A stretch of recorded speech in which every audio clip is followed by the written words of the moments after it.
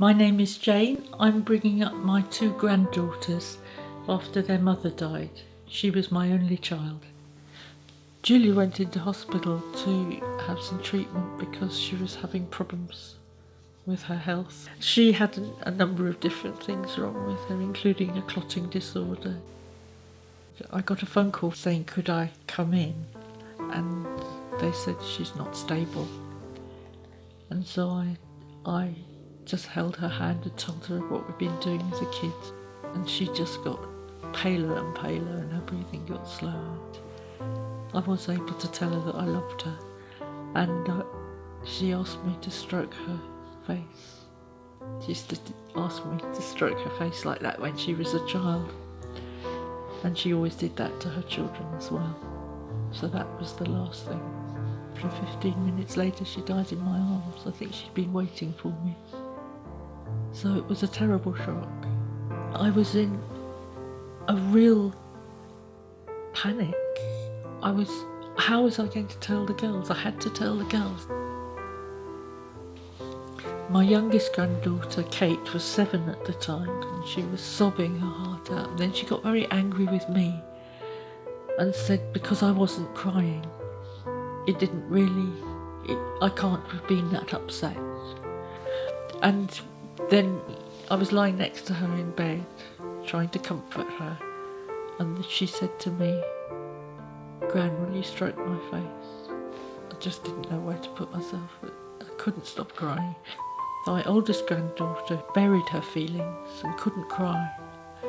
And she was having real problems because she was listening to her youngest sister sobbing her heart out and having huge tantrums and throwing furniture around the room and screaming and, letting all her emotions out. They're complete opposites in that way. And both of them had to go to CAMS.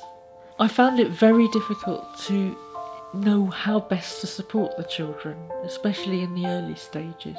And I had to reassure them constantly, I'm not trying to be your mum, I'm your grandmother. The children, I think, felt very resentful that their mum had gone before me and that I was there and not her. And I have to say I sympathised with them. I was told it was actually a compliment that they were taking the anger out on me, but it didn't feel like it at the time. It felt incredibly hurtful because I didn't know what I was doing wrong, and I felt like a failure. I felt, I failed to protect their mum. Their mum was so bubbly. She was one of these very bubbly people who was always cracking jokes. She was a big kid herself, I think.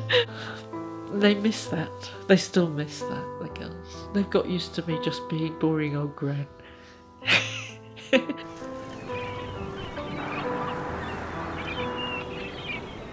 The difficulty with my home, as you can see, it's a really beautiful place that I live in. It's a 2-bedroom flat.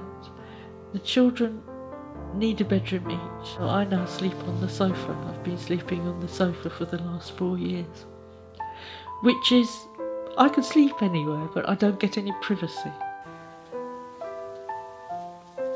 The money situation is really terrible when you first become a kinship carer. I was approved for a special guardianship order, but they didn't offer me any money at all.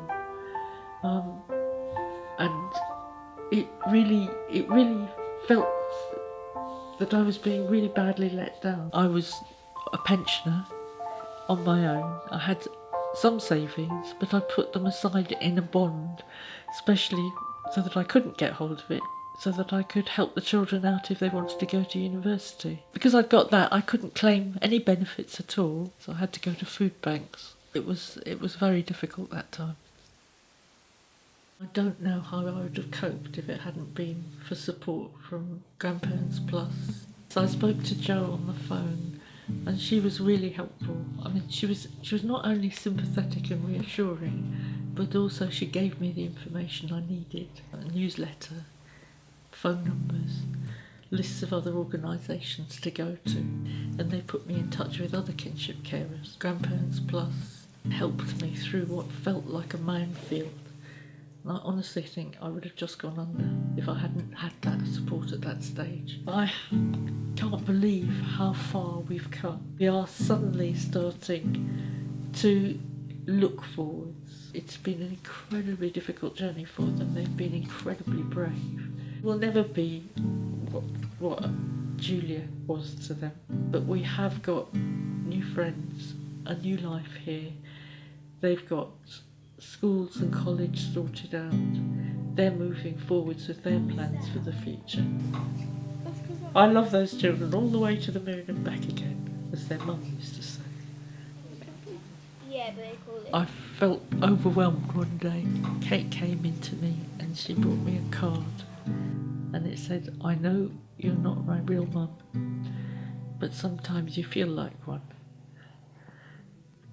And that was, I couldn't believe it.